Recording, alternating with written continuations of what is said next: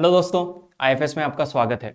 इस वीडियो में CSR net JRF होने के बाद सीएसआर लैब्स में एप्लीकेशन प्रोसेस क्या है ये हम डिस्कस करेंगे।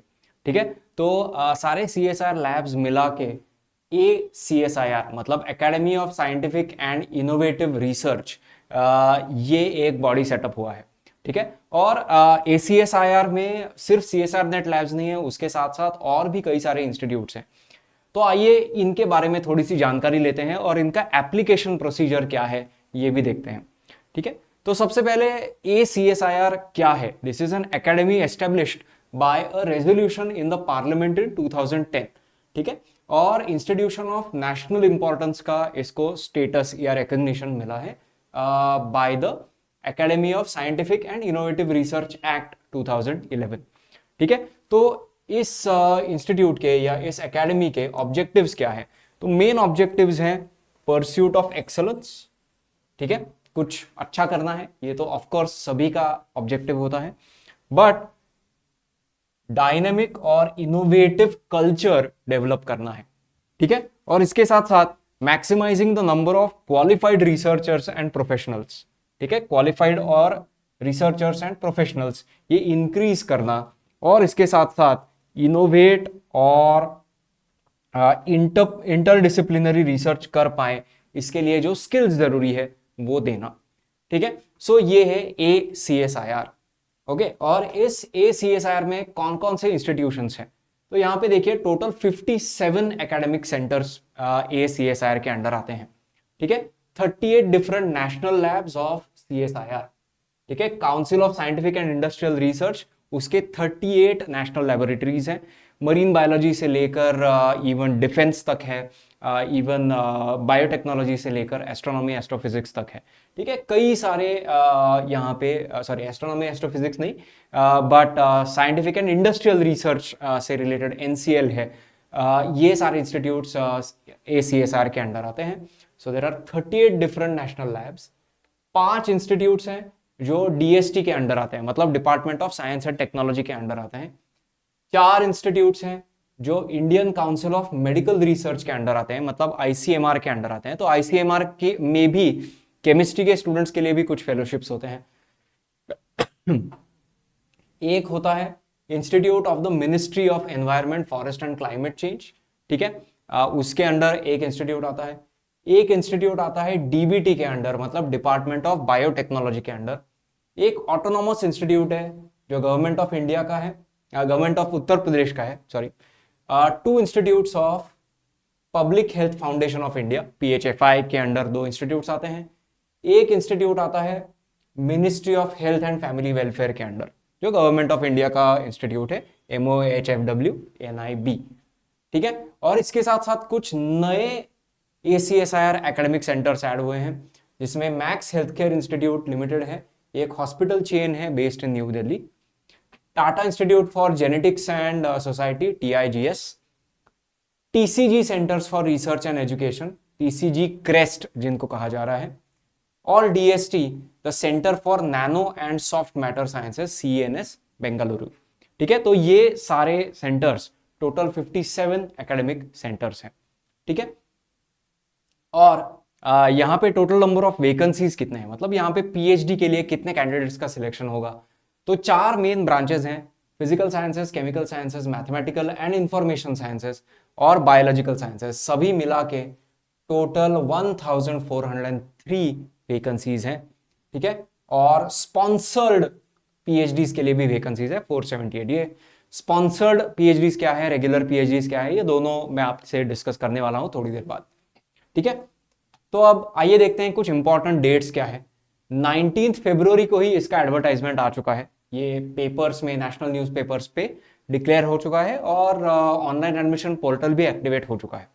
ठीक है, 17 नवंबर, 17 नवंबर, ठीक है, सॉरी नॉट 17 नवंबर, 17 सितंबर, 17/9/2023, 17 सितंबर ये लास्ट डेट है फॉर सबमिटिंग ऑनलाइन एप्लीकेशंस।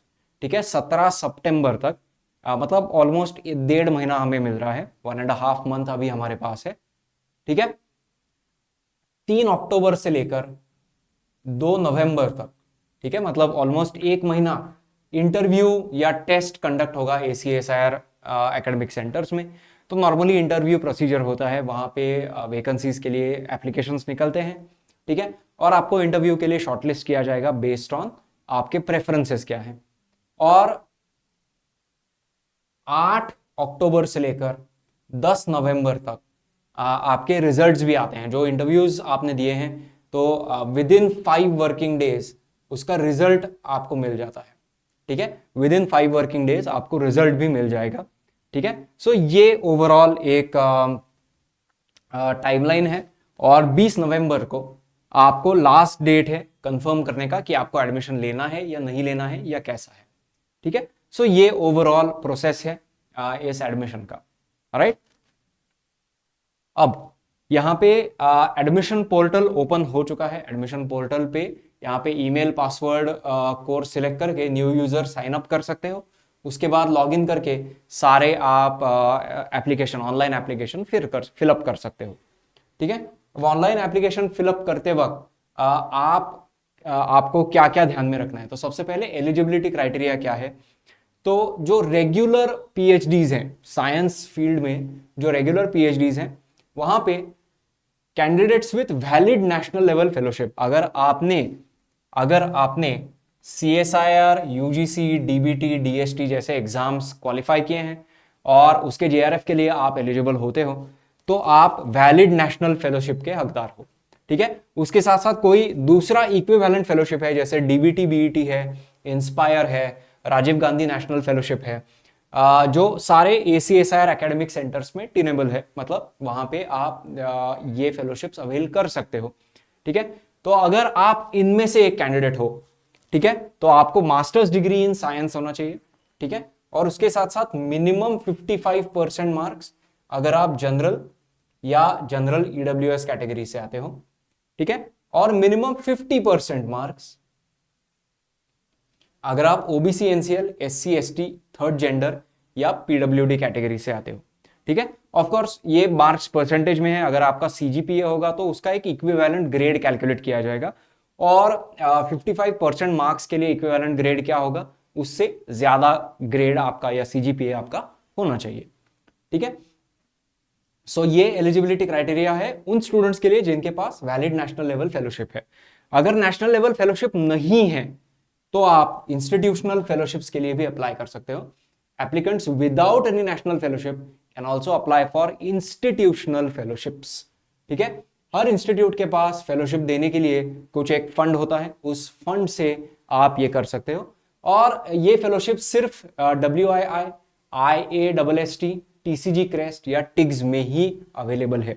ये आप देखोगे कि ये टोटल नए जो एकेडमिक सेंटर्स इंक्लूड हुए हैं ACSIR में, वहां पे ये फेलोशिप्स मेनली अवेलेबल है, ठीक है। और यहाँ पे भी आपको मास्टर्स डिग्री इन साइंस चाहिए 55% और 50%, ये क्राइटेरिया कहीं भी चेंज नहीं हुआ है, ठीक है। इसके साथ साथ ये स्टूडेंट्स के लिए है टिपिकली। अगर आप as a project assistant, senior research fellow, group 4 scientist या फिर ग्रुप 3 टेक्निकल स्टाफ इस पोस्ट पे हो CSIR या फिर अदर एसोसिएट एकेडमिक सेंटर्स में, ठीक है, हैविंग मास्टर्स डिग्री इन रेलेवेंट साइंस डिसिप्लिन, मतलब मास्टर्स डिग्री आपका अगर कंप्लीट है और यहाँ पे आप इन पोस्ट्स पे काम कर रहे हो, तो आप भी एलिजिबल हो अप्लाई करने के लिए, ठीक है। यहाँ पे आपके जो करंट एम्प्लॉयर है, जिस इंस्टीट्यूट में आप इन पोस्ट पे हो, उस इंस्टीट्यूट का NOC, नो ऑब्जेक्शन सर्टिफिकेट लेना जरूरी है, ठीक है। इसके साथ साथ जो मैंने बताया था कि 2 तरह के PhDs हैं, अब तक हमने जो देखा वो रेगुलर PhDs के लिए है। ये है स्पॉन्सर्ड PhD। स्पॉन्सर्ड PhDs मतलब क्या, कई बार आप जिस ऑर्गेनाइजेशन में काम करते हो वो ऑर्गेनाइजेशन आपका PhD फंड करता है, ठीक है। So there is a masters degree, वहां पे आपको मास्टर्स डिग्री इन साइंस चाहिए, मिनिमम 55 या minimum 50% depending upon which category, और एक एंडोर्समेंट ये जरूरी है आपके करंट एम्प्लॉयर से, ठीक है। सो ये अगर होता है तब आप भी स्पॉन्सर्ड PhD के लिए एलिजिबल हो, ठीक है। Candidates whose final results are awaited but are otherwise eligible as per the screening criteria can also apply. मतलब ऐसा नहीं है कि यहाँ पे आपका MSc पूरा होना जरूरी नहीं है, मगर रिजल्ट अवेटेड कैटेगरी के जो कैंडिडेट्स है वो भी अप्लाई कर सकते हो। जब आप फाइनली ज्वाइन करोगे वहां पे फॉर द पीएचडी प्रोग्राम, तब आपको एमएससी कंप्लीशन का सर्टिफिकेट वहां पे प्रेजेंट करना पड़ेगा, बट अक्टूबर तक तो डेफिनेटली आपको ये सर्टिफिकेट मिल जाएगा और आप पीएचडी ज्वाइन कर सकते हो। ठीक है, अब यहाँ पे एडमिशन प्रोसेस क्या है? Candidates can exercise a maximum of 3 preferences. ये जो सारे इंस्टीट्यूट्स हैं, इन इंस्टीट्यूट्स में से 3 इंस्टीट्यूट्स के प्रेफरेंसेस आप दे सकते हो maximum for CSIR labs which are ACSIR centers। ठीक है, candidates will be screened on their preferences given. ठीक है, आपके जो जो प्रेफरेंसेस आपने दिए हैं उसके बेसिस पे आपको स्क्रीन किया जाएगा और फाइनल सिलेक्शन होगा मेरिट बेसिस पे, परफॉर्मेंस बेसिस पे, या फिर अवेलेबल वैकेंसीज कितने हैं उस बेसिस पे। मतलब मान लो कि 3 ही वैकेंसीज अवेलेबल है, 100 लोगों ने अगर अप्लाई कर दिया तो वहां पे स्क्रीनिंग प्रोसेस में एक कैंडिडेट्स का सिलेक्शन इस तरह से होगा कि उनका मेरिट कैसा है या परफॉर्मेंस कैसा है उसके बेसिस पे। In addition to their academic performance और depending on vacancies, final selection will be based on performance of candidate in the interview. मतलब सबसे पहले आपको इंटरव्यू के लिए शॉर्टलिस्ट करेंगे, उसके बाद आपका इंटरव्यू में परफॉर्मेंस कैसा होगा उसके बेसिस पे आपको पीएचडी के लिए एडमिशन मिल सकता है। और यहाँ पे एप्लीकेशन फीस है जनरल ओबीसी ईडब्ल्यूएस के लिए 1000 और एससी एसटी पीडब्ल्यूडी के लिए ₹500। ठीक है, ये एप्लीकेशन फीस आप जब ऑनलाइन एप्लीकेशन पोर्टल पे जाते हो और सारी इंफॉर्मेशन भरोगे तभी ये आप एप्लीकेशन फी पे कर सकते हो। ठीक है, सो ये ओवरऑल प्रोसेस है CSIR इंस्टीट्यूट्स में पीएचडी के लिए अप्लाई करने का, जो ACSIR के अंडर आते हैं। ठीक है, इसके बारे में और कोई आपको सवाल है तो जरूर हमें कमेंट्स में बताइएगा। ठीक है, CSIR नेट JRF का रिजल्ट आ चुका है, तो आपको अब पीएचडी एप्लीकेशन के काम में लगना है।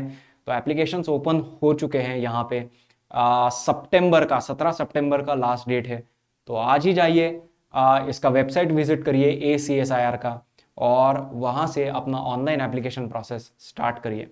Thank you for watching this video. हमारे चैनल को सब्सक्राइब करके रखिए ऐसे ही बहुत सारे अपडेट्स के लिए, और बेल आइकन भी दबा दीजिए ताकि आपको नोटिफिकेशन भी मिले जब हम ऐसा वीडियो आपके लिए लेकर आता है तब। ठीक है, तो इस वीडियो में जुड़ने के लिए बहुत बहुत शुक्रिया। फिर मिलते हैं अगली बार तक। अलविदा एंड हैप्पी लर्निंग।